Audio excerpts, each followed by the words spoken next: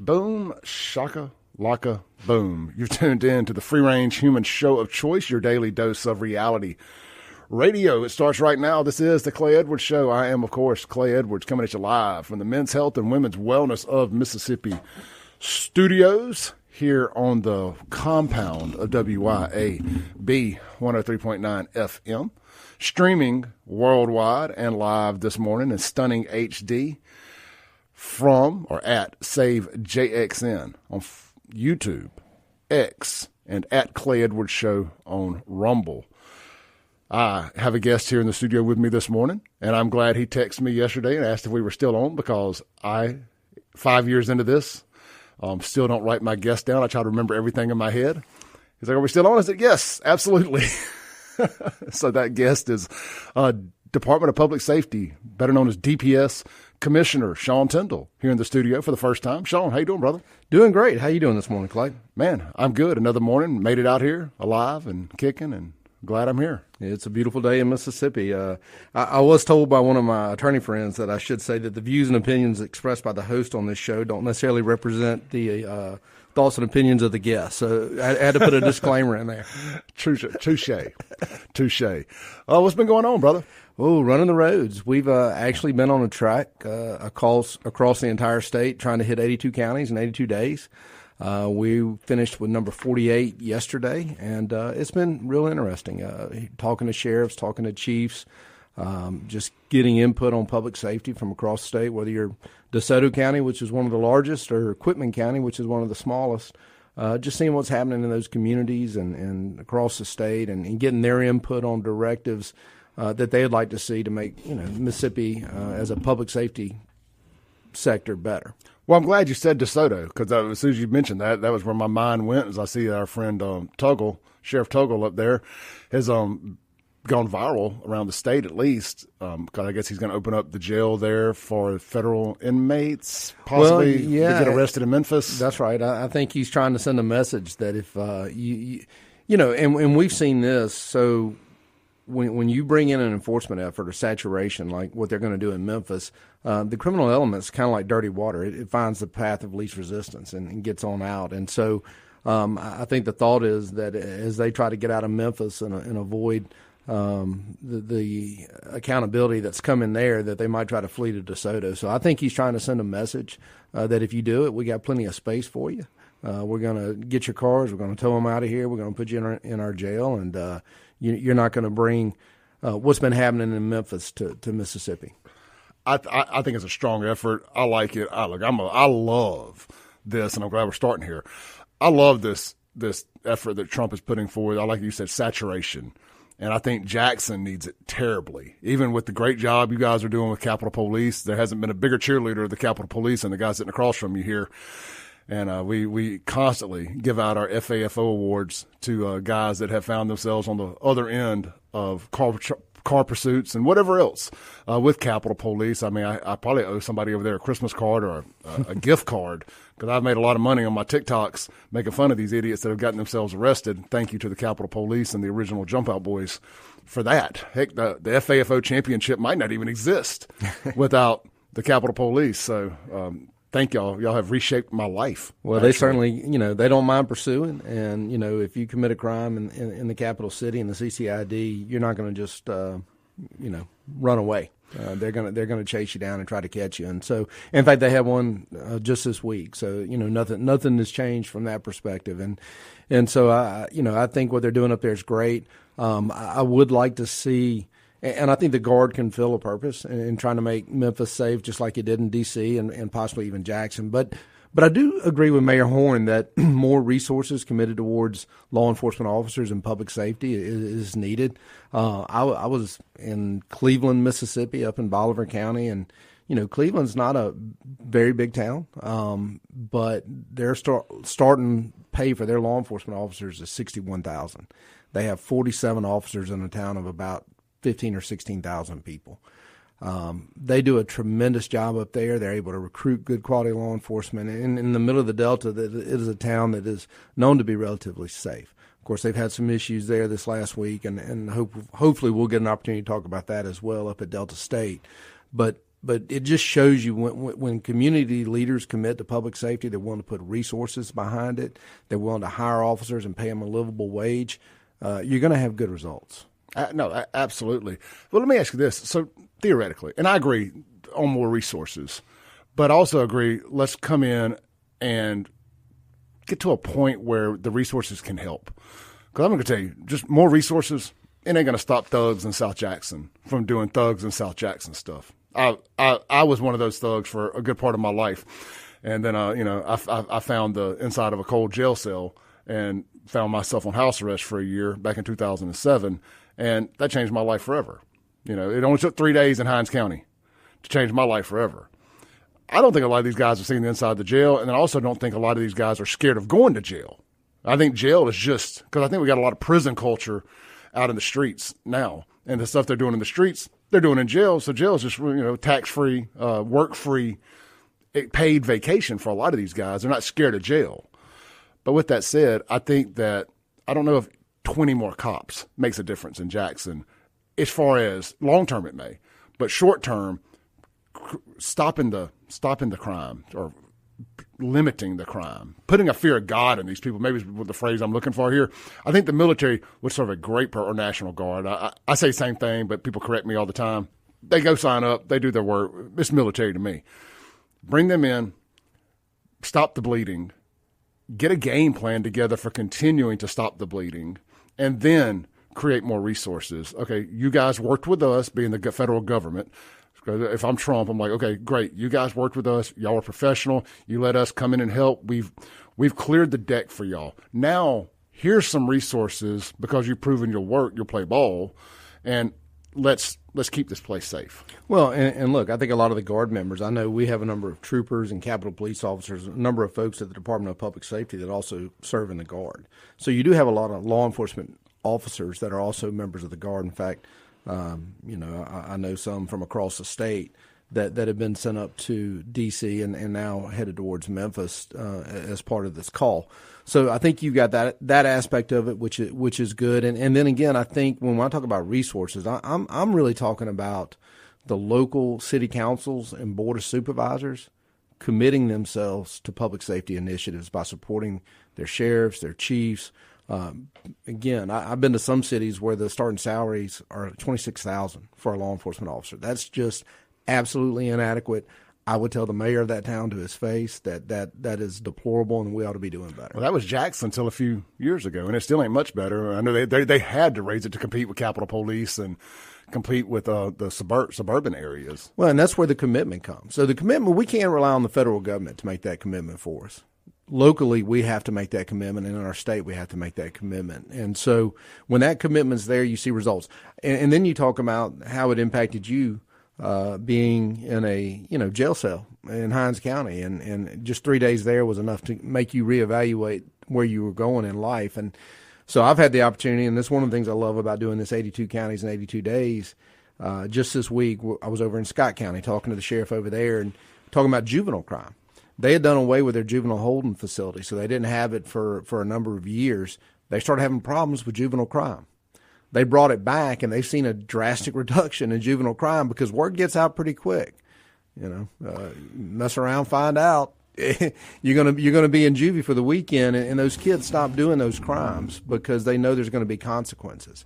So, and then I think about our whole state. 20 years ago, when I was a prosecutor on the Mississippi Gulf Coast, I filled in for our youth court judge. We had over 400 bed spaces statewide for juvenile delinquents. We had Columbia Academy, we had Oakley. Now we just have Oakley, and there's only 40 beds. So these juvenile delinquents are starting real early on the process of getting arrested, getting released, getting arrested, getting released. There's no consequences. So then you've created this culture of violence and crime, and it's permeating on up into folks in their 20s now. So lack of accountability culture. 100%. 100%. And it starts at home. It starts at home. One of the most frustrating things that I would see on the court is when we had a parent and there was a termination of parental rights case, and they would come into court and they would talk about how much they love their child, how much they love their child. And I appreciate that. Loving your child is the easy part, though. Raising your child and creating that accountability is the tough part, and valuing your children enough that you're making sure they're going to school and helping them with their homework and making sure that they, brushing their teeth and doing all those things. It's easy to talk about loving your child. I know people that kick their dogs and say they love them. That's not love to me. I think that you got to have the value component of it. I was funny you said that, because I was going to say I love my dogs. But if one of them to this day poops or pees on the floor, I'm popping it. That's right. And putting his nose in it. Accountability. Exactly. Now, I'm not beating or kicking my dog, but I'm going to hit it with a piece of paper and, smack its face. And it's going to know that it did wrong. That's right. And we have a total lack of that in many homes across Mississippi. And I think it's something that absolutely has to be addressed, is what are we doing on the parenting side? Because I've said this numerous times. You can't use law enforcement alone to get yourself out of this problem. There's a whole host of issues that need to be addressed. Well, you got parents at this point, and I just always go to Jackson because it's so close. I lived in it for so long, and I talk to teachers all the time. You have teachers who will try to discipline children, and I don't mean corporal punishment either, just discipline them in the classroom. They're texting mama. Mama's coming up there trying to fight the teacher for disciplining their child. Your law enforcement are going to fix that. That's right. And it's not just Jackson. I mean, no. I live in Gulfport. It's got its issues. Traveling the state, there are plenty of areas that have plenty of issues, and it's not just a city problem. I've got family that lives in the rural parts of the state, all farmland, and we do have a meth and drug problem there, and there are parents that live in very, very bad conditions there, using drugs, and there's kids in the home, and there's not a lot of attention paid to them either. And again, there's no accountability, so they end up doing meth and committing crimes and stealing trailers and all that. And so we see more of it in our urban areas because there's more people. But those problems exist everywhere. Sean, we got to take a break, but I want to say this real quick on this topic. For a long time, I have been, as much as I mock and meme criminals for doing criminal stuff, I had kind of been on the other side of some criminal justice reform and wanted to see some criminal justice reform. And I don't know what that looks like necessarily, but I'm coming back. I'm coming back to the far right, whatever you want to call it, on this, because I think we do need some criminal justice reform, and it's locking these people up for longer and more often and at a younger age than what we're doing now, because these criminals, it goes back to these juvenile detention centers and these Oakley training school type situations. I remember when I was a kid, you feared going to Oakley. Like, that was always that thing. If you grew up in Jackson, like, you'd get sent to Oakley, right? And so that was always that thing that you were scared of, going to juvenile detention or going out there to one of these bad kid schools or boarding schools or something like that. You don't hear that anymore. They don't exist. How do we fix that? Funding. We need to recreate those schools that we can send those types of kids to, and there needs to be a commitment to that process. And look, I love the legislators; they're friends of mine. I used to serve there, but most of them aren't on the ground level of dealing with that type of stuff. Fred Shanks said to tell you hello, by the way. Hey, Mr. Chairman, how you doing? All right, let's take our first break here. We've got DPS Commissioner Sean TINDELL in the studio for the full 2 hours this morning, unless I make him mad and he runs out of here. I don't think we'll do that. Y'all got any questions? The Guns and Gear text line is 769-241-1944, 769-241-1944. This interview is brought to you by Mazda of Jackson. Swing by, check them out at mazdaofjackson.com, or stop by and see them in person right there on Frontage Road at Briarwood Drive on 55. All new Mazdas come with a lifetime powertrain warranty as well as 1 year free maintenance exclusively at Mazda of Jackson. We'll be right back here on the Clay Edwards Show. To the Clay Edwards Show, live here in the Men's Health and Women's Wellness of Mississippi studios with DPS Commissioner Sean TINDELL. This segment brought to you by Men's Health and Women's Wellness of Mississippi. Fellas, take advantage of the free testosterone screenings so you ain't out there doing some low T nonsense. You want to be doing high T stuff. Democrats are allergic to testosterone, and we have learned that the further we can stay away from Democrats, the better we are. It's like kryptonite. They don't want to be anywhere near it, and I am good with that. And again, the views and opinions of this host are strictly of this host. Text Clay to 601-800-5130. Zero. These aren't the views and opinions of Men's Health and Women's Wellness either, by the way. The Democrats are welcome to take advantage of these free testosterone screenings as well. We'll need your vote come the next presidential election. You get that testosterone level up, you'll be voting Republican before you know it. So take advantage of it. Text Clay to 601-800-5130. It is scientifically proven through data, and I'm not making this up. You can Google it. High testosterone people are more likely to vote Republican. Low testosterone people are more likely to vote Democrat. That is factual. So I make it funny, but it doesn't mean it ain't true. I believe it. All right, Sean Tyndall, what's going on, brother? Good stuff, that first segment there. Yeah, enjoyed the conversation. This is really enjoyable. All right, so you brought up something during the break, and you mentioned it that you wanted to hit it during the last segment. I'm glad because I definitely do. What happened up there in Cleveland at Delta State yesterday morning, very sad situation. Of course, a young black man has committed suicide, hung himself from a tree, apparently, from all we can tell. They said no foul play, so that is the assumption that no foul play means, unfortunately, he took his own life. And what I've seen online immediately, and I'll be honest, I was sitting here on the show and I got the breaking news thing, and when they said no foul play and I read what it was, I'm like, my knee-jerk reaction is, are we sure no foul play? That's pretty bad. But then, of course, you see, and I got a text from a guy I know. He said, my understanding is there's some security footage maybe that proves this to be true. I don't want to put that out there and it not be true, but so caveat there. But I feel rather confident. And I said this last night. I made a post about it. It's like, even if it was somebody else involved in this, I don't think it would have been a quote unquote hate crime. This is way too public of a location. I just don't see that anybody would have done that there. Right. Too high risk of a possibility of getting caught. No matter how the investigation is finished and the conclusions that are reached, it is very tragic. And as a suicide, it's very tragic. This is Suicide Prevention Month. We see too many young people, particularly men, committing suicide, and so I think it's a real issue that I wish we would spend as much time, and the national media would spend as much time focusing on is what's going on to result in suicides, and how do we help people that are getting into those dark places.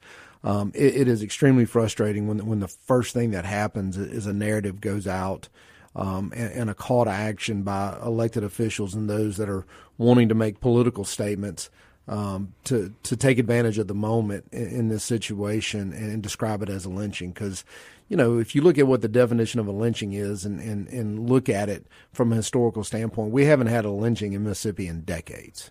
And there was a New York Post article that was it was Washington Post, ran about 4 years ago, and said that lynchings are still occurring in Mississippi. And it documented a number of suicides that they were describing as lynchings, and it just wasn't the case. And look, when it comes to the FBI coming in, doors wide open. They have jurisdiction to look at anything, any investigation in this state, review it. They've had that ability for many, many years, and still we haven't had a documented case of a lynching in Mississippi in decades. So I think it's grossly irresponsible for the media to jump on it in such a manner, and even those that take to social media and try to stir it up in that manner, most of which don't live here, I think is grossly irresponsible and really brings danger, in my mind, to public safety, because then people do see things on social media. They do believe that, and they start feeling like they have to react, and it creates a lot of anxiety. And I would just say to those people, do better. Give the opportunity for the investigation to be completed. NBI is taking a position that once our files are completed, we will open them up. You can review them. You can look at the evidence, and those things will be made public to the extent they can be. But then also have respect for the family. I mean, they're going through a tremendous loss. They have a lot of questions, and we need to be able to sit down and talk to them and then give them some peace, and this is not going to give them peace. No, and it agitates the situation. Everybody likes to use Mississippi as its racial punching bag, so to say, anytime they want to stir the racial pot with situations like this. But they don't have to live here. We live very well together, as well as can be expected given the history and the constant narrative that stuff still goes on here when it doesn't. And when you have something like this, it just makes, you mentioned the anxiety, it ratchets it up.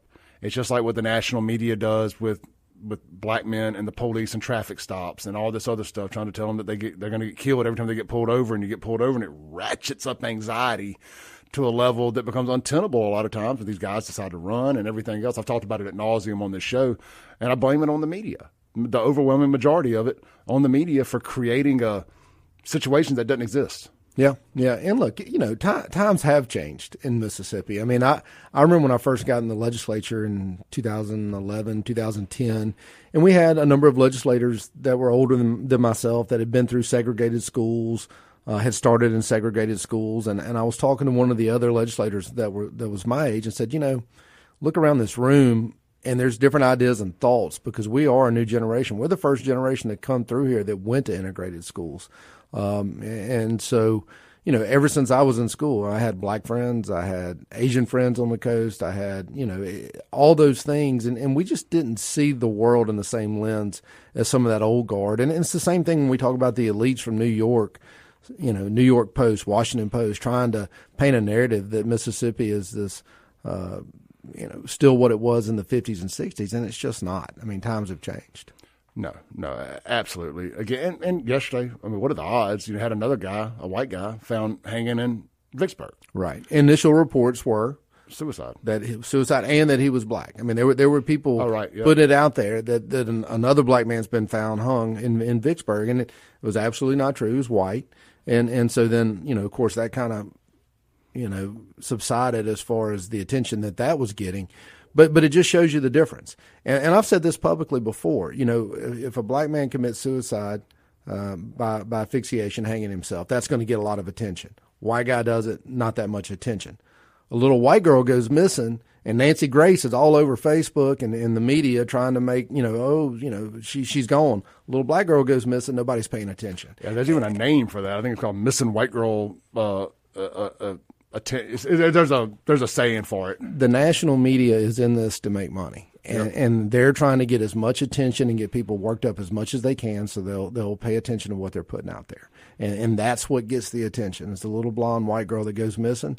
Then they're going to run with that and make a big story out of it. And the same thing, if it's an officer involved shooting involving a black male, that's going to raise attention, and they're going to focus on that a lot. And look, there's not to say that we ought to be doing a complete investigation. There are suicides each and every day, and there needs to be a complete investigation to make sure it wasn't a murder.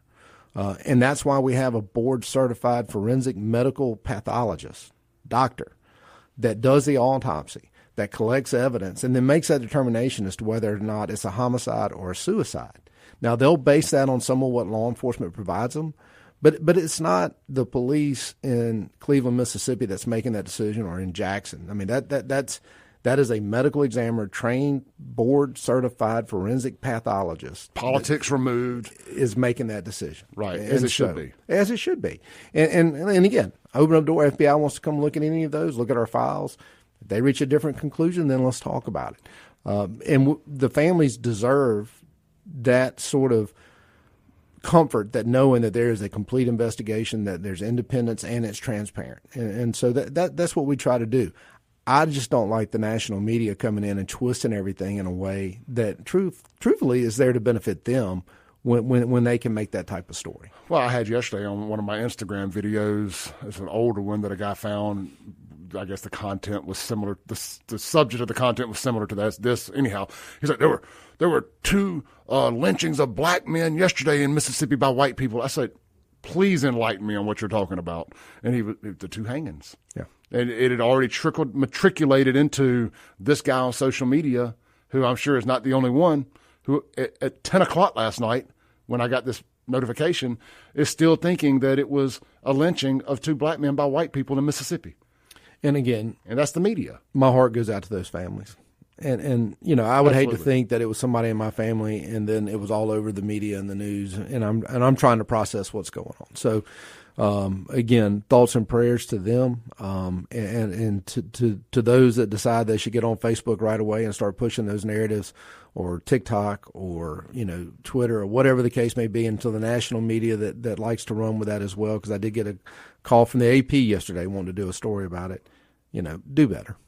We live in what is called the outrage economy and the anger economy. And I've termed the phrase anger addicts, we're all anger addicts. It ain't no just one group of people. We all scroll on our phones and we see the thing that makes us angry, and that's the thing we stop on. That's the thing we share. People all the time, Clay, why don't you share some positive news? Why don't you share good news? I was like, I do. It gets 2 views. I share the thing that makes you angry, 100,000 views. Yeah. You know, at the end of the day, I'm in business to make money too. That's right. You know, so I'm going to share what if it bleeds, it leads, unfortunately. And that's never changed. We just have access to it 24/7. And look, I think it's okay to bring attention to things. I think it's okay to ask questions, but I also think you have to be responsible in how you put that out there and how you describe it. Sure. It's okay to say we had a very suspicious death in Cleveland, Mississippi. There's going to be an investigation. And then we'll have to look at the results when those come out. Hopefully that'll come very quickly because of the nature of what happened. That I get that. But you're right. We live in a culture, we live in a society where that's what folks are looking for. And two, you've got these young minds, and we talked a little bit about the situation out in Utah. Young minds can be manipulated, and we need to be cognizant of what you're putting out there. Just like when you get a lot of these blogs and things that I understand he was in Reddit, it's going to drive that mentality, and then the drastic actions they can take. And again, that's what concerns me with some of this. I don't want a young person taking that narrative and running with it and feeling like they have to, one, retaliate, or B, defend themselves in an unreasonable way because of it. No, absolutely. Let's end it there. We'll be right back. On the other side of the break, we got DPS Commissioner Sean Tyndall here in the Men's Health and Women's Wellness Studios on the Clay Edwards Show. We'll be right back. Rip the knob off. Throw it out the window. Well, don't litter. It's my Mississippi too. But theoretically, rip the knob off and throw it on the back seat. We'll be right back.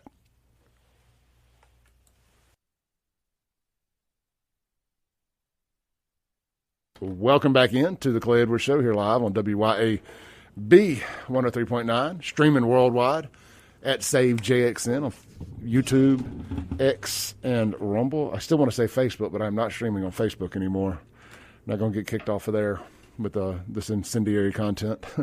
Hey, what's for lunch today? You may be asking yourself. Let me run down our Blue Plate specials of the day at all four of our great Blue Plate sponsors. Let's start with Burgers Blues Barbecue, which, by the way, they are serving breakfast right now out there in Madison on Main Street. Swing by and enjoy some of that sweet, sweet Southern-style breakfast right there if you're in the Madison area. Their Blue Plate specials of the day is red beans and rice with sausage or hamburger steak at all 3 locations, Dogwood at Flowwood, downtown Brandon, and, of course, as the aforementioned Madison location. The red beans and rice is good. And you know that hamburger steak's good. They got the award-winning hamburgers. Just put some gravy on that thing. All right, Martin's, Livingston, which, by the way, serving breakfast right now, too. Go swing by and grab a sausage and biscuit or a Southern-style chicken biscuit at the Martin's Market right there. Or stick around for lunch. It's meatloaf day, and Clay hadn't been eating lunch. I've been fasting during the day, but I do break the fast for meatloaf lunch at Martin's. It is my thing. I have shifted from the country fried steak because I look like a country fried fat ass, and when I eat too many of them. But the meatloaf, it works. I can make it keto. So I make that work. And that's available at both locations today, Martin's downtown Jackson and Martin's Livingston, whichever one you're closest to. And then McBee's, been buzzing the red since 1982, right there on Lake Harbor. It's fried or grilled pork chop. And, of course, you can substitute that with hamburger steak, chicken breast, or country fried steak today.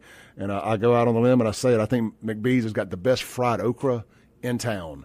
So swing by McBee's. And, of course, if you want something a little fancier, swing by and see our friends downtown Jackson at the Manship. They got that $15 Blue Plate. And I don't know if you've eaten at the Manship, but to be able to get in there and get a full plate of food for $15 and that high-class establishment, that is a heck of a deal. And I hadn't had anything bad from there ever. I don't know what day they had the fried chicken on, but that fried chicken may be the best fried chicken I've ever had. And I don't throw that term around loosely. There's Reed Pierce's, and then there's everything else. And Reed Pierce's is closed, and I think the best since that is at the Manship. Swing by. Check it out today. That's our Blue Plate specials at all of our great restaurant sponsors. All right, DPS Commissioner Sean Tyndell. Sean, let's jump into now I'm hungry. Well, yeah, I got to say, now that you're mentioning all those restaurants, Jackson has some great restaurants. The sponsors that you mentioned are tremendous, and one thing that I've learned doing, again, the 82 counties and 82 days is that there's no shortage of government in Mississippi, and there's no shortage of good food.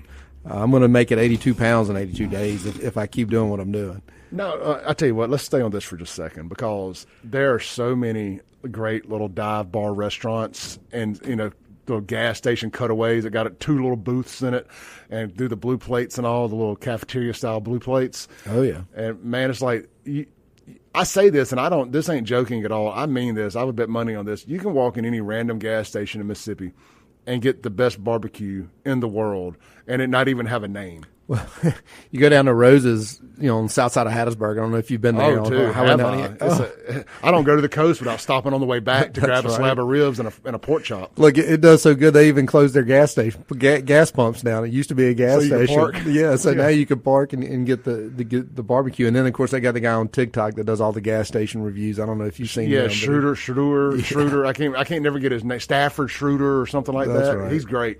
Great food. I mean, unbelievable. And that has really been one of the treats is to, we try to go to the sheriff's office, go to the jail, go to the chief's office, meet with them there. But at lunch, we always ask them to pick a spot for us to go eat, and that's a local establishment. And it's just been such good food in Mississippi. It's fried chicken, fried okra, tamales, green tomatoes, just such unique food everywhere you go. And it's, again, it's going to be 82 pounds in 82 days if I'm not careful. I mean, look, chicken on a stick.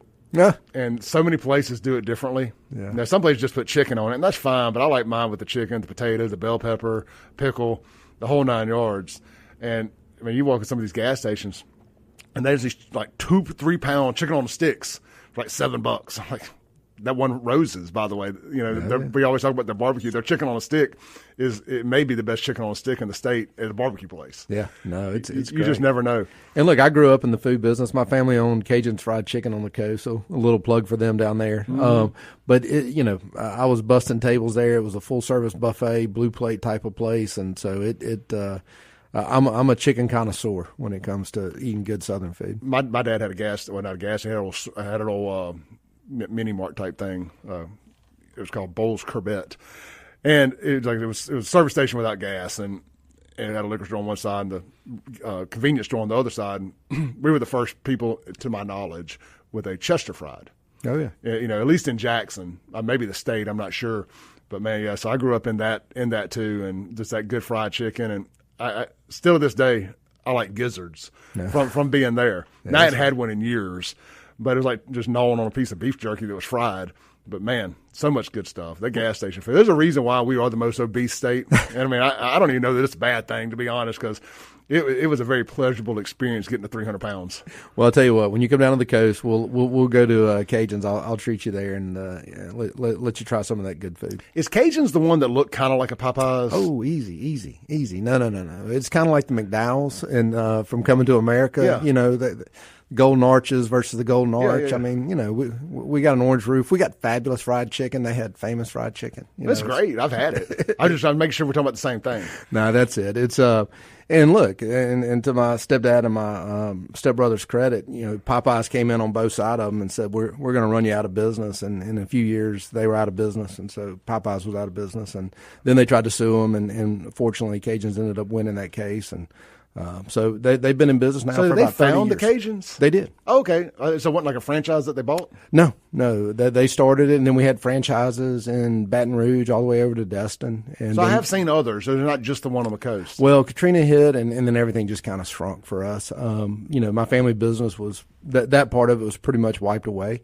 And then my stepdad had a shopping center down there that was pretty much wiped away. So since then, we just have my stepbrother runs it. He's got one Cajun's left, and he has a number of rental properties that he does. But it's there's just that one. There used to be a lot of them. But which town is it in? Gulfport. Gulfport. Yeah, is it right in front of the mall?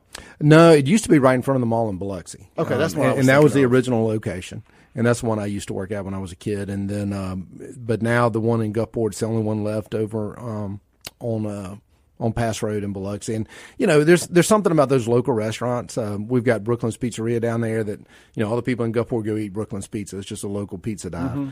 Cajuns is right there, and then we got Taco Sombrero, which is a local fast food Mexican restaurant. And I haven't really seen that anywhere else where you have these kind of local fast food places that compete with the major chains. There's not many of them because it's so hard to compete with the major chains on pricing and whatnot, because they can kind of dictate prices because they're their supply chains and all of that stuff. And it's not like it's bad food usually on the fried chicken side anyway. So to have it on a local version where you can support local, because I try to my best to only support local when I can.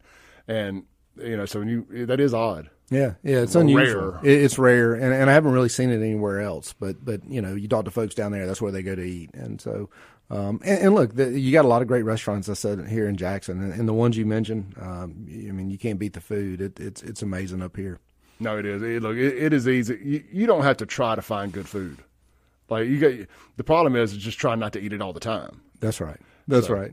Let's take a break real quick. Come back. I want to save the Utah stuff to the top of the hour, 8:07, because it's going to be a rather lengthy conversation. I don't want it to get interrupted by commercial after commercial. So let's take a quick break. We'll come back. We'll land the plane with a short segment for the first hour. And top of the second hour, I want to get into the Charlie Kirk stuff and political violence. And have we reached the point of no return? Can we dial it back? Can we bring the temperature in the room down a little bit? We got Commissioner Sean Tindell. I know he's dealt with his fair share of online hate and whatnot, as have I, but he's a statewide official, so I know he's really, really gotten it on his end. We'll be right back. Don't go anywhere. This is the Clay Edwards Show. To the Clay Edwards Show, here with DPS Commissioner Sean Tindell. We've got about 3 minutes here, 2.5 minutes before our top of the hour break. Let's see here. This segment brought to you by my friends over at 042 Wine and Spirits. Be sure to swing by and see those guys right there in Brandon next to Sonny's Barbecue and Crossgates. You can't go wrong. They got all your favorite, well, it's a liquor store. They got everything you could imagine at a liquor store. But try the Penelope. It's a whiskey that got bourbon. It's a private barrel that exclusive to them. It's even got their name on the bottle. They call it small batch. I'm not a bourbon connoisseur, but I do like it. But swing by, grab it. It's called Penelope Project X. It's in a jet black bottle. It looks like a wine bottle. It's about $70, and it's worth every dollar of that $70. It is smooth. It goes down. Got a little spicy aftertaste.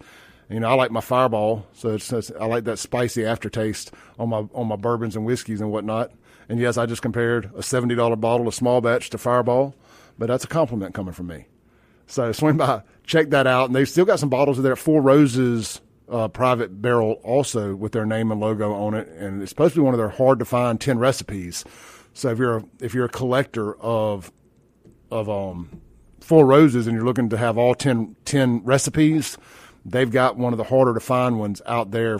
Still probably got 7 or 8 bottles left last time I saw. So swing by, check that out, and grab a bottle of Fireman John's Bloody Mary mix. I'm on that right now. It's football season. Get that bottle of Bloody Mary mix. Of course, make you a Bloody Mary, and then pour the rest of it in a crock pot with some meatballs, and it'll be the best meatballs you've ever had. And that'll be my hill to die on. You don't have to add nothing else to it. Bloody Mary mix, meatballs. I mean, he won the barbecue world championships up at Memphis in May. Trust me on this one. You can't go wrong. We're going to talk about food the rest of the show, I guess. And when you're in the area, also stop by El Patrio Mexican Grill and Cantina. Eat you some good fajitas. As a matter of fact, if you're not in the mood for one of the blue plate specials anywhere, swing by there today and grab one of their lunch specials. You can get fajitas and a drink for under $12 there at El Patrio. They also got the location in Dogwood, right there in Flowwood, too. Both of them got big patios. It's eventually going to cool off enough consistently outside that it's going to be nice margarita on the patio weather. Not quite there yet for me, but we're getting there. We're getting there. It's okay in the evenings, but I'm looking for some of that midday patio action. That's my favorite kind of day drinking festivities right there. All right, don't go anywhere. I'll be right back with DPS Commissioner Sean Tindell. We're going to start talking about the Charlie Kirk and political violence stuff.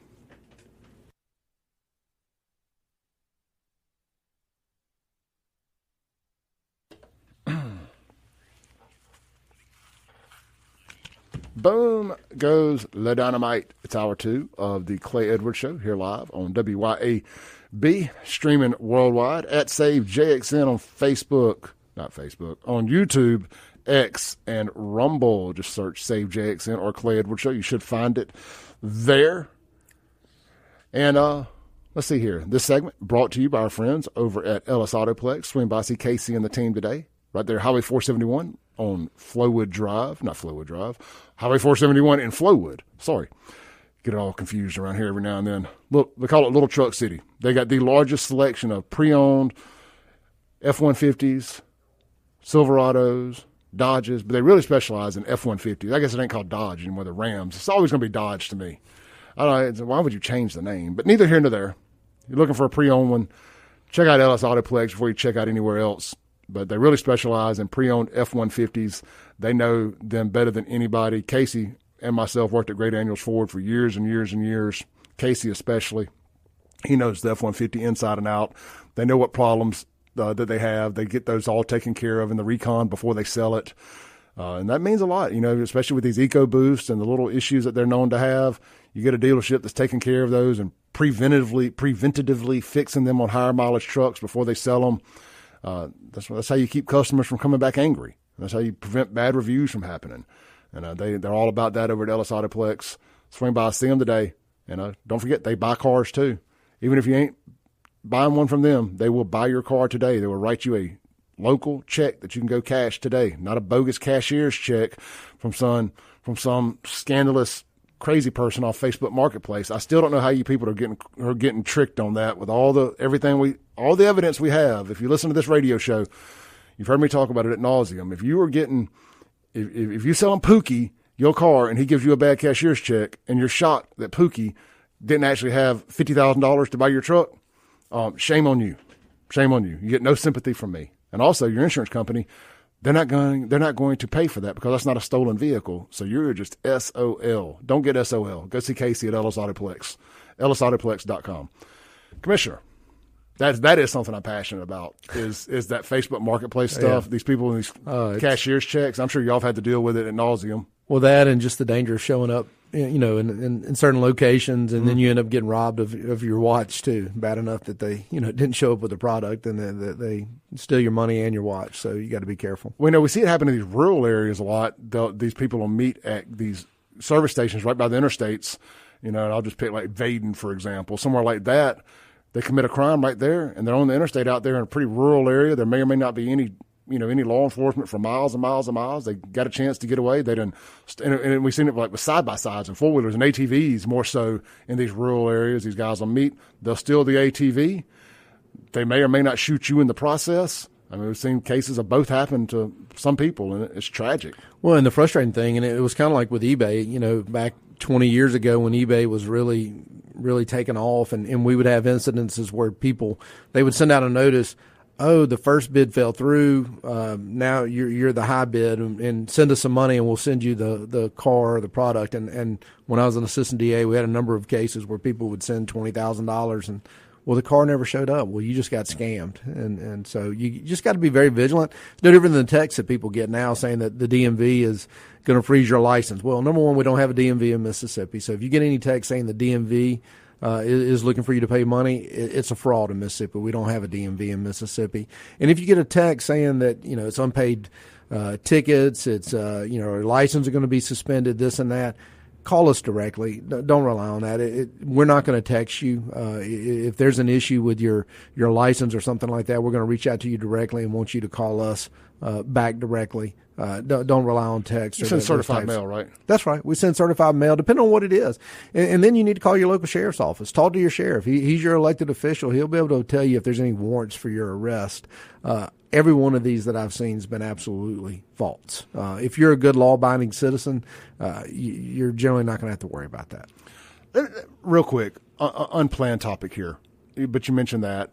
I get a lot of letters to my house from somebody that I guess lived there before me, where I guess they had maybe ran a red light in Tennessee, and one of these cameras caught them. What are your thoughts on those? These red light cameras? If you want to talk about that. No, I'm glad to talk about it. I think they have a purpose, but I also think they can be abused. New Orleans was one of the first places that I heard that had it, and everybody that I talked to that lived in New Orleans, I would kind of come to a rolling stop on a right on red, and I got these tickets. So I think it can be a little overdone. You have to make sure it's not just a financial mechanism for the cities. But I think from a public safety perspective, I know City of Hattiesburg right now is setting officers up, running radar in school zones, but they're not actually stopping the individuals. They're mailing them a ticket based upon the officer seeing and recording the speeding violator. Visually seeing it. That's right. And so, you've got that aspect of it. And ultimately, I think those are things the legislature just has to step up and address whether or not they want to go that direction. Same energy on the insurance stuff. The same thing with the insurance stuff, right? And so, I think it's good that more people get insurance. I think there's a lot of reasonable ways we can make sure people get insurance, like they do in other states. When you buy a car, you got to show proof of insurance. When you renew your tag, you got to show proof of insurance. Why we don't do that, I have no idea. But that would make a lot more sense instead of just trying to issue criminal citations. Texas will actually send you a notice from their Department of Public Safety that your insurance is about to expire or has expired, and if you don't show proof, then we're going to mail you a revocation of your license if you don't show us that you have proof of insurance. Well, I think I was in the car business forever. I think one of the easy ways to solve that is quit letting these insurance companies send these cards that are good for 6 months. Right. They got to send a new one every month. Yeah. When the bill's paid, you get a new card. I mean, that's one easy way to do it, because you got people out here running around with no insurance. They pay for it. They pay that first premium for 3 to 6 months, whatever, and they don't get it again. That's right. They just get that card and then they cancel it. And I've got friends that are cops in Jackson, and I'm sure you hear this a lot as well. You'll have 2 vehicles wreck, neither person's got insurance, or somebody with insurance wrecked into somebody that just had liability. Right. Either way, you're getting somebody getting screwed out of a vehicle because the other person that hit them had no insurance. Well, and I think it's Louisiana has a strict liability policy. Like if you don't have insurance, even if it's the other driver was at fault, you're going to have to be liable for paying those expenses because you didn't have insurance. As it should be. Yeah. Yeah. I don't have a problem with any of these mechanisms. I guess there's the case of maybe somebody else is driving your car and they got a ticket in it and you got the ticket because it's your car.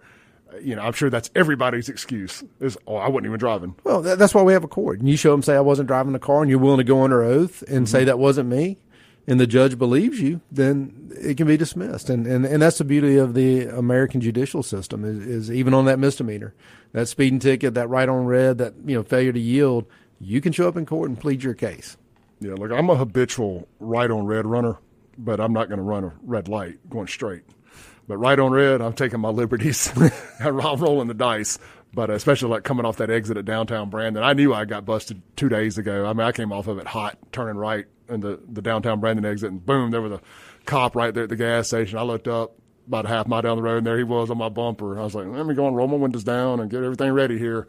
He didn't pull me over, but there was no denying. Well, there was no. I didn't slow down. I looked. There wasn't nobody coming. Look, I got pulled over coming back from New York. My son had played baseball up there, and I had both of them in the truck with me. And through Virginia, I got pulled over by a Virginia trooper and was talking to him. Didn't tell him who I was, just talked to him and asked him about trooper schools. And he asked, what did I do? I said, well, funny you ask. I'm the commissioner of the Mississippi Department of Public Safety. And we talked some more, and he went back to his car, got his, came back, handed me my ticket, and said, "Have a nice day, sir." So I appreciated that, and got home, quickly paid that ticket, and went on about my business. As I would have too. Like, win some, lose some. Like I'd already told myself if I had got that ticket, I wasn't calling anybody. That's right. I was like, I earned that one. It is what it is. Well, I appreciate that. I really do, because Lord knows we get a lot of calls. But I think. Those laws are in place for a reason, and it's road safety. And you look at Mississippi, we're number 1 or 2 in the nation in teenage fatalities every year. It's why I advocated for mandatory driver's education before you can get your license, which goes into effect next year. Every school in Mississippi now has to teach driver's ed, which I think is a big step in the right direction, and hopefully that makes our roads safer. So what about people who? Well, I'm glad you brought that up. So what about people who drop out and don't take driver's ed before? Is there going to be like private schools that will be offering this? When I say private school, I don't mean like a private school, but like a open to the public driver's education school. Yeah, so our plan is to certify instructors so that they can teach those, and we'll accept that if they follow the required instruction as set forth by the Department of Education and the Department of Public Safety. In addition, we want to try to open up some of our troop stations for those classes to the general public to come and take those classes on weekends, as the case may be. And if you think about it, if you want to go boating, you got to take a boater safety course. If you want to go hunting, you got to take a hunter safety course. And we were never requiring anybody to take a driver's education program to get their driver's license. Interesting. Hey, we got a super chat real quick here. That's where people pay to have their chat read on the screen. Miss Angela Buckner with the Mike magazine just said, keep up the good work. Oh, well, so tell her I appreciate that. Yeah, we appreciate that, Miss Angela. Thank you very much. And you've answered you sent me a text, but you've obviously found me on YouTube. See if I'm not on Facebook. So thank you for looking on YouTube. Let's see here. Let's jump into it. Charlie Kirk, Utah. It was last Wednesday when it happened. I was getting ready to walk out of my house. It's going to be one of them things where I'd never forget anything for the next few hours. It's just picture perfect memory about everything that happened, just like 9/11. And Sean Yurtkaran and myself have talked about this a lot over the last couple of years. If we had a 9/11 type situation, would that be enough to bring America back together like 9/12? And everything, it felt like we threw left and right out the window. And everybody kind of came together and was rah-rah USA for the most part anyway. We didn't have social media back then, so we don't really know. So we only really know what the media was showing us. But I feel like just even in my day-to-day interactions with people that everybody had kind of let their guard down and was very patriotic.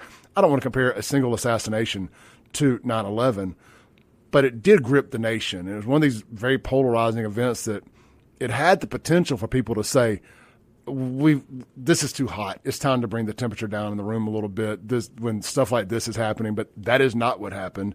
It's ratcheted up the temperature in the room, unfortunately. And you're seeing what people have tried to say for a while was, it's just the far left. These are extremists who have these views. These are extremists who are celebrating this man getting killed. And it's not extremist. It's your educators. It's your neighbors. It's pretty much your mainstream middle-of-the-road Democrats who are celebrating this man's death. I mean, you see the lineup of Democrats who have found their way to the guillotine in the HR department over the last week en masse at Ole Miss and other places. And I don't know what we do to bring the temperature in the room down on this political violence stuff. And then you have these streamers like this fella Destiny who was on Piers Morgan the other night and said, this is what y'all get for voting in Donald Trump again. Well, and look, I know I hit you with a lot right there. No, so it just pick up wherever you want. Well, to. It's just sad to me that anybody would celebrate another person's death. I mean, in such a way. Now, look, there are certainly evil people in the world that I think maybe we should all applaud their ultimate elimination. But you got to rise to a pretty deadly level to get to that type of person. Hussein. Exactly. Osama bin Laden. Right. And so to see a man that was a family man, a man of God, might have had different views of you than you, and then you want to celebrate his death just because he was taken out in such a cowardly manner. I think it says a lot about you. And then when you see the folks like Bill Maher and others say this is a great tragedy, they're on the left. They recognize it for what it is. And what concerns me about our university culture is the ones that have said those things, they've been there the whole time. They've been saying things like that the whole time. They've lived in this bubble where they think that's okay. And where they made the mistake was putting it out on social media and other platforms where everybody got to saw it and they got checked on it. But that underlying, that underculture, that mindset, that bubble they're in is there. And what worries me about our university campuses is the influence that they're trying to have on young people changing their minds in those directions. And then when I think about Charlie Kirk and I think about really evil and how it permeates and to try to harm good and the right things. And when you look at assassinations, and you and I talked about it a little bit earlier, whether you're talking about Martin Luther King, whether you're talking about John F. Kennedy, whether you're talking about Abraham Lincoln, whether you're talking about Ronald Reagan and his attempted assassination, this is what evil does. When you're changing hearts and you're changing minds through your words and the example you're setting, evil strikes back in the only way it knows how, which is to eliminate you in such a cowardly fashion because it believes that's how it silences your voice. And what it doesn't understand and what always happens is that voice grows when these events occurs, and good continues to permeate, and people listen even more. And I think that's what you're going to see here. And then I always go back to the best example we have of that is Jesus Christ, right? I mean, Jesus Christ, our Lord and Savior, was changing hearts, changing minds, and really was here to save the world, save humanity. And was crucified because of it, and as a result has gone on to be the greatest inspiration this world's ever known. Absolutely. Let's take a break. I want to pick back up on this topic a little bit more, unpack it some with the commissioner. Don't go anywhere. We'll be right back here on the Clay Edwards Show.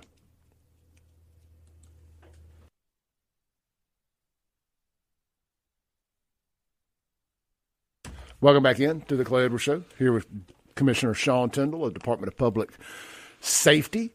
We were talking about the Charlie Kirk stuff, and then yesterday it came out. They came out with the charges. They are pursuing the death penalty, as they absolutely should, in state court. And did you know that they still had the firing squad in Utah? Now that you say it, I do remember that. So it used to be an option. You could pick it or lethal injection. Now it's only an option if they're out of lethal injection. So I'm hoping that there just so happens to be a shortage of the lethal injection concoction whenever we get down the road to this. And the guy admitted the text messages are damning, to say the least, with him and his trans lover. It's just a very, very interesting situation, and it says a lot. And I'm really hoping that the FBI cracks down on this and cracks down on these Reddit groups and everybody that was in this Discord server that he was in. All these people knew. They all knew. There ain't no way they didn't. His lover knew. I don't care what the text messages read. I've seen people they're trying to spin this, say, oh, that's fake, and this is Israel did this. Some people need to be checked into a padded room. They have Israel derangement syndrome. I don't know where that's come from either, but it is a thing. And it's going to anger people in the comments right now that I'm even saying that I would dare suggest that Israel wasn't a part of this.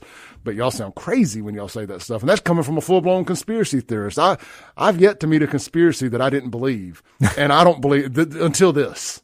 But anyway, I believe you'll never convince me that the lover wasn't aware of what he was going to do. Well, we have a constitutional right to a speedy trial, and I think that's certainly what he ought to be given. And then I think the people should be entitled to a right to a speedy appeal process. And I think it's time that we, in these types of situations, the appeal process is cranked up and there's a speedy appeal process, so that we're not sitting around waiting for 20 years to let there be a decision as to whether or not it's going to be by firing squad or lethal injection or whatever other means might exist at that time. But, he will have his day in court. His due process will be given. And again, I think across the board, if we have a similar event in Mississippi, I would ask that our legislature look at a guaranteed speedy trial process to make that happen, as well as a speedy appeal process. Well, it's why we don't have as many. It's why we get so many plea deals that are just life without parole now, versus these DAs going for the death penalty. And you would know this better than me, but this is what I've been told, is that it costs so much to house these guys. It costs so much to pursue the death penalty. I guess in a lot of these local the district attorney's offices don't have the money to pursue the death penalty with, I guess, everything it takes to be able to do that, was my understanding, with all the experts and this, that, and the other that have to be called in. But when you got a guy who's admitted it, it's plain. There's not a debate. I mean, he's admitted it. Right. I don't think it shouldn't cost you a whole lot extra to use his confession. I wouldn't. There's no plea deal here. We're not offering life in exchange for a plea here. We know you did it. No, absolutely. And this is a rather speedy process once you have that type of evidence. And look, that might be the case in certain areas, but I can tell you on the Mississippi Gulf Coast, the DAs down there don't mind pushing those types of cases, and as well as Madison and Rankin and DeSoto and Lee. I don't foresee that being an issue in those areas. And so some might say that's the reason.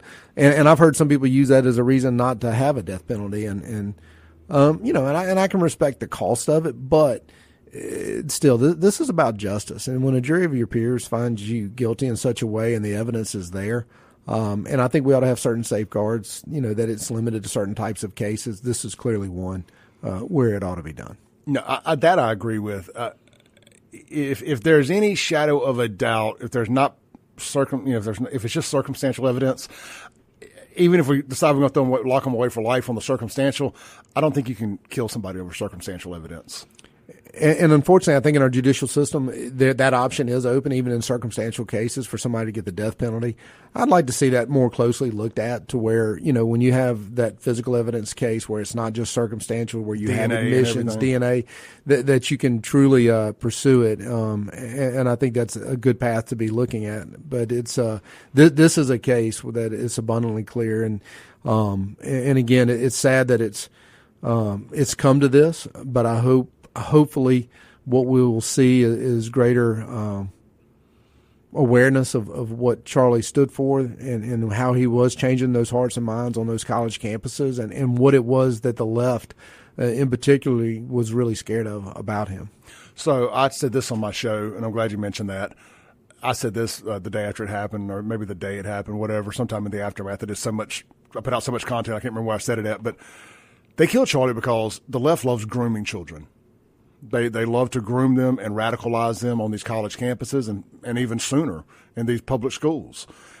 And Charlie seemed to have a knack, in TPUSA and the people he brought on, with blocking that, or flipping them those young minds to being conservative and to seeing his worldview.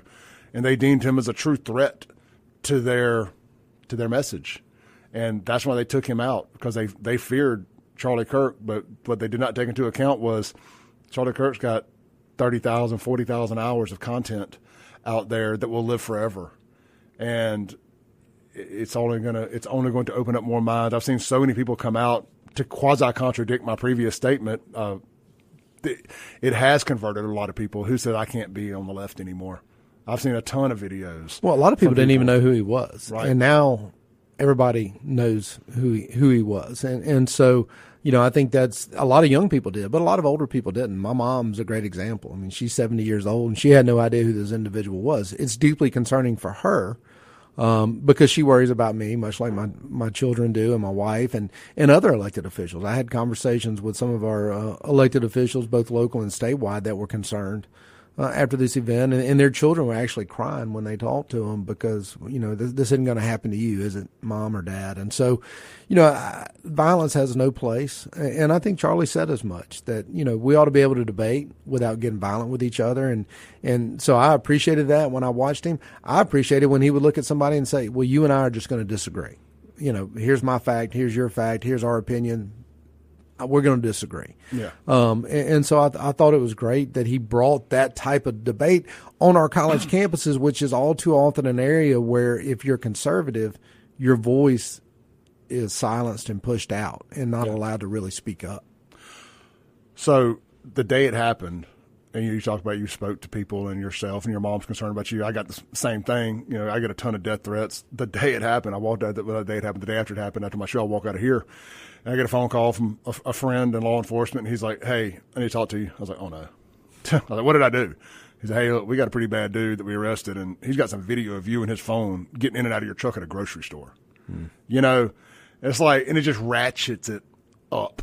No, it even does. more, So I pulled out of an appearance that I had this past weekend, just because I felt like it wasn't that I really thought anybody was going to take me out at the appearance, but I felt like I'm going to be in such a paranoid state of mind, just all weekend, like looking at everybody, that it wouldn't be a pleasurable experience for me or the people I was going to be experiencing it with. And that's letting the terrorist win, by the way. Yeah, and that's what I would say. You can't let them win, because the sad reality is, if you're a public official or public figure, I mean, you're vulnerable, and it's not that hard, and we got to find ways to make sure they're protected, and you're protected, and others are, and you got to be self-aware. Yep. You got to check your surroundings and be ever vigilant in those regards. But it really has no place in our society that, for words alone, you should face that. Debate me, argue with me.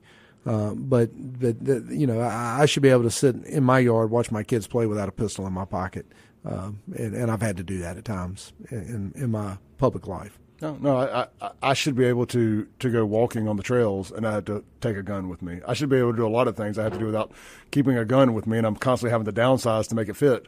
That's like right. At some point, I'm just going to be better off throwing a rock. but I'll take my chances. All right, let's take a break. Come back with the commissioner. A lot of y'all have been asking about Ivana. We're going to talk about that when we come back. That's all, the comments are flooded with it. I see them. We're not going to dodge it. We'll hit that when we come back. This is the Clay Edwards Show with DPS Commissioner Sean Tindell.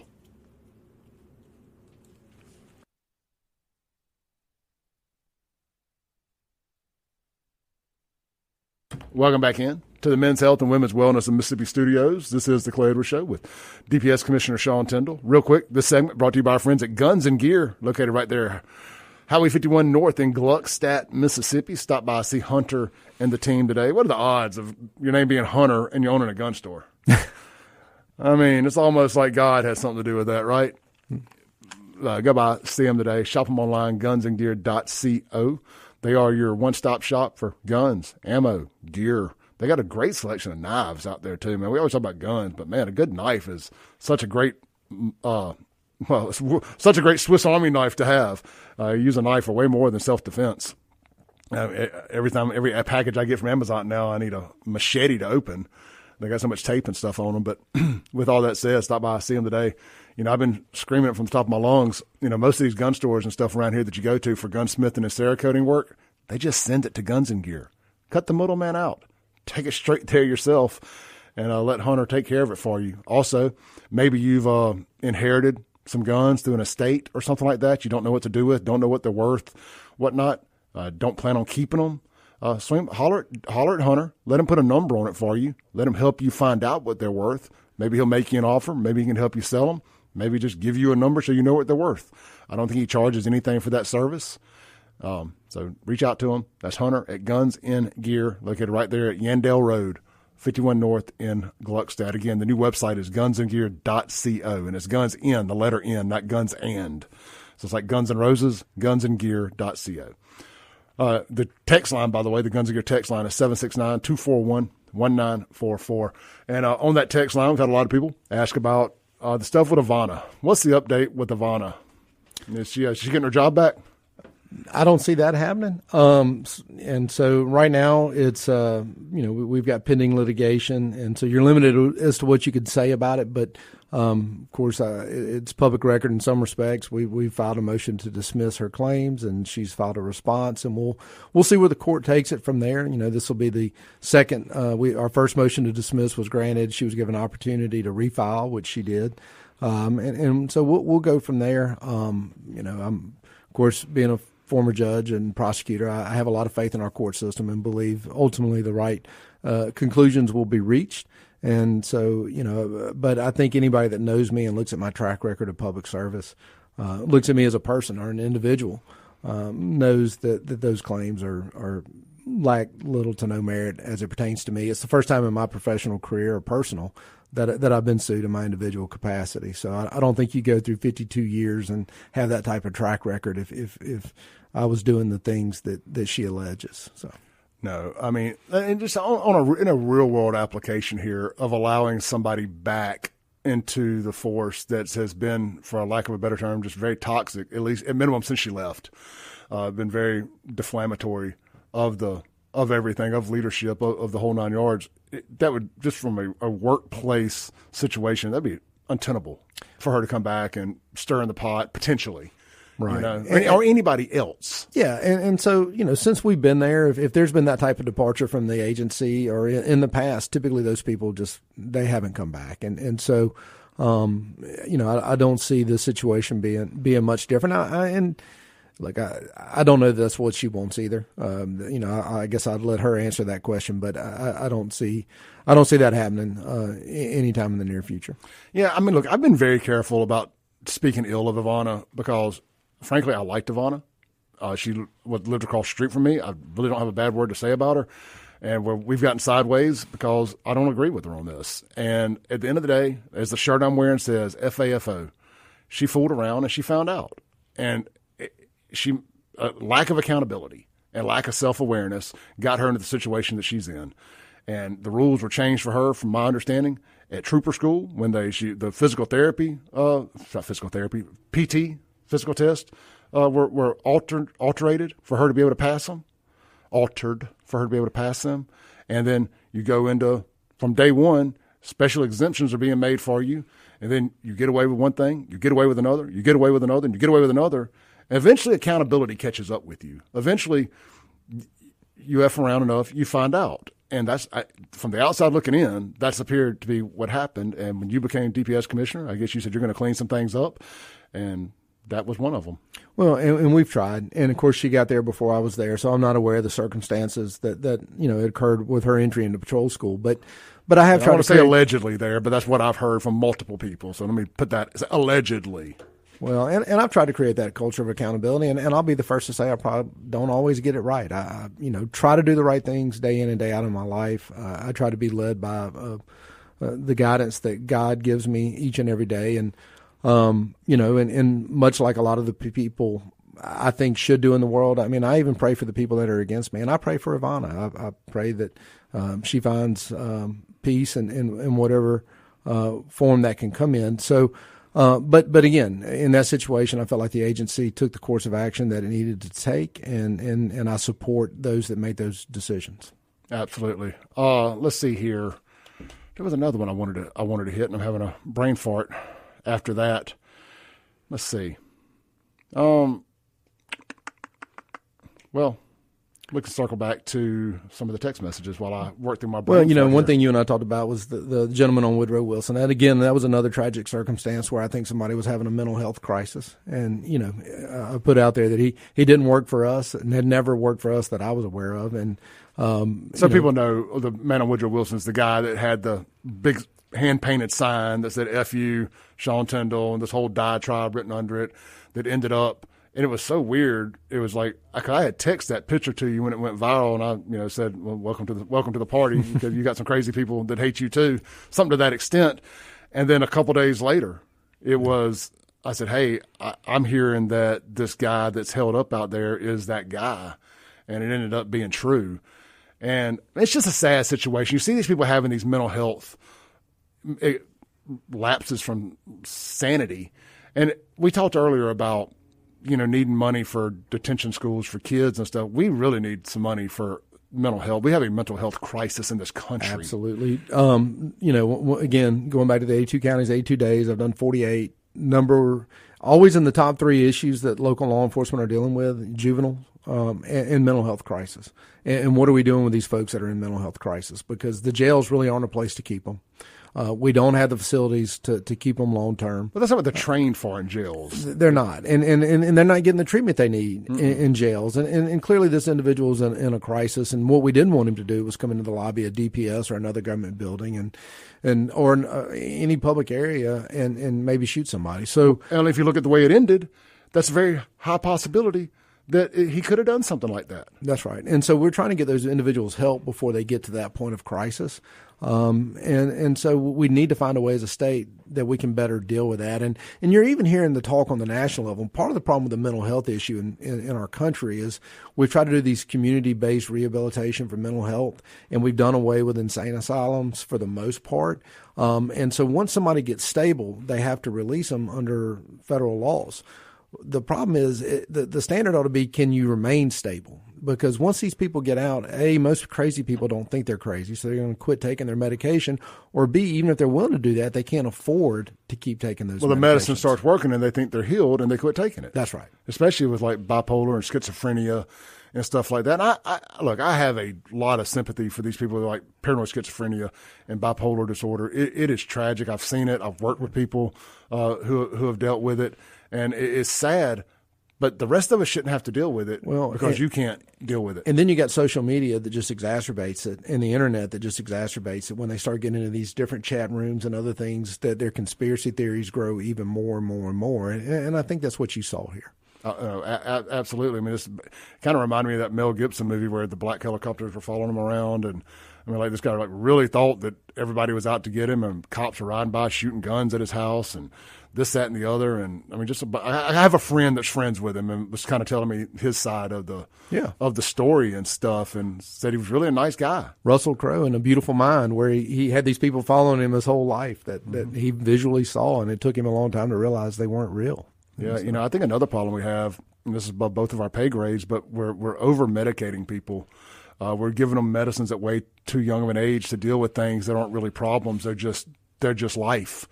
From whether it's ADHD medicine and Adderall and all this stuff, there's no reason a 12-year-old should be taking Adderall. Yeah, I agree. I know so many people who started young at Adderall and graduated to methamphetamines from Adderall. We had a doctor try to put one of our kids on that early on, and we changed doctors. I mean, I just wasn't having that. And then also you look at the vaccines and the immunity schedules that were given. You know, it all changed in the 80s with the numbers, and I think that's something that hopefully Mr. Kennedy's going to take a look at and get it straight. Well, Mississippi, my understanding is, if you listen to the ladies over at MPVR, Mississippi for Parents for Vaccine Rights, we are the number one most childhood required vaccine state in America. And why? Right. I mean, not to be the conspiracy theorist here, and I believe RFK and I believe these ladies wholeheartedly on this. You can look at the autism rate, and you can look at the vaccine, and there's no coincidence. I don't believe in coincidences.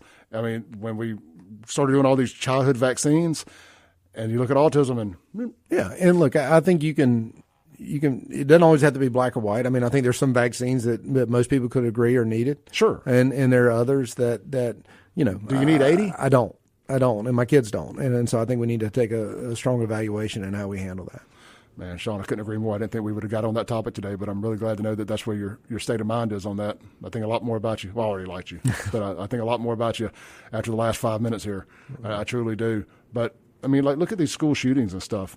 I don't know that it's 100% proven, but it's something I see a lot online, so I want to put that caveat out there. You know, the overwhelming majority of these people who commit these mass shootings, not just school shootings, but these mass shootings, but especially the school shootings, because the young mind – they're loaded up on these SSRI medications. Again, so there's a pill for everything. Oh, you're not happy, here's a pill. You're feeling sad, here's a pill. That's right. That's right. And you're not going to medicate your way out of these problems. And again, it's not medicating our way into them. Yeah, that's right. And so I think, but people have to learn to deal with their issues. And the more you can learn to deal with it early on. One of my good friends growing up was the most hyperactive person I've ever been around. And he had to learn to control that. Now he's a very successful businessman and was a pilot for Delta, and he learned to take that energy and put it into things, and that's what we need. Most recent episode of Joe Rogan was with a doctor, and they were talking about this very thing on there, and I got to make this quick, but they compared like humans to dogs, for example. Like Joe got a new puppy, and it's super duper hyperactive, and it just runs and plays, and then it sleeps, and it runs and plays, and it sleeps, and at the end of the day, kids are puppies, right? And we expect them to all be the old dog that'll just lay there, listen, obey, and everything. And we take these 8, 9-year-old, 10-year-old kids, put them in a classroom, and tell them, you got to sit at this desk and behave all day. You can't have any outbursts. You can't do anything. And if you do, you need some ADHD medicine. And again, we're putting kids in these environments now, and some of the expectation is boys and girls are supposed to act the same. Yeah. And they're not. Why can't we celebrate the differences that we have and acknowledge those and realize that maybe in general that boys need to be a little bit more active throughout the day, and they need certain things. And you know what? They need to wrestle and fight. Yeah. It's good for them, you know, and so, you know, and celebrate the differences between men and women instead of trying to make everybody the same. And so I think that's hopefully one of the things that's coming to realization that you know, the way we teach kids is important, and they learn differently. We got to take a break. We'll be right back.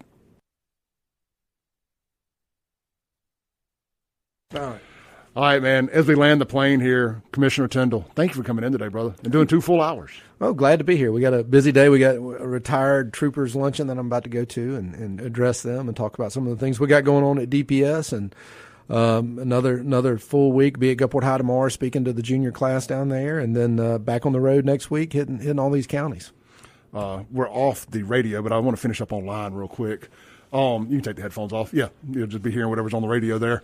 Anything coming up you want to mention? We got NRA competition is coming into Malota next week, and so we're going to have law enforcement from all over the country here competing in an NRA event, and so we're looking forward to hosting them, and that's it. Are we recruiting troopers, Capitol policemen, anything like that going on we can promote? We are. We got we're not in active recruiting phase right now. We've closed the applications for Class 70, and that will start in February. And we'll have Capitol police officers in that class, as well as Highway Patrol, as well as MBN. I was going to ask that. So, like, say average Joe sitting out there, never been in law enforcement, wants to become a Capitol policeman, wants to go fight crime in their community, they have to go through trooper school? No, they can actually start working there, and then if they would like to, we can put them through the trooper school program, or they can just become a basic certified officer through a basic academy. We kind of leave that up to them. That's interesting. But as a trooper school, you got to live there, right? You got to stay there, and it's a little bit longer, a little more intense, if you will. And when you come out, you'll be eligible for the benefits of being a state trooper as well. Let me ask you one more question while I got you before I let you out of here. The First Amendment auditor situation down there at the governor's mansion. Look, I mean, we know the trooper probably should have handled it a little differently, but, I text you right after that, and I was like, and I should have brought the dang shirt to give the guy. But I love what the trooper did. I can't personally stand these quote-unquote First Amendment auditor people.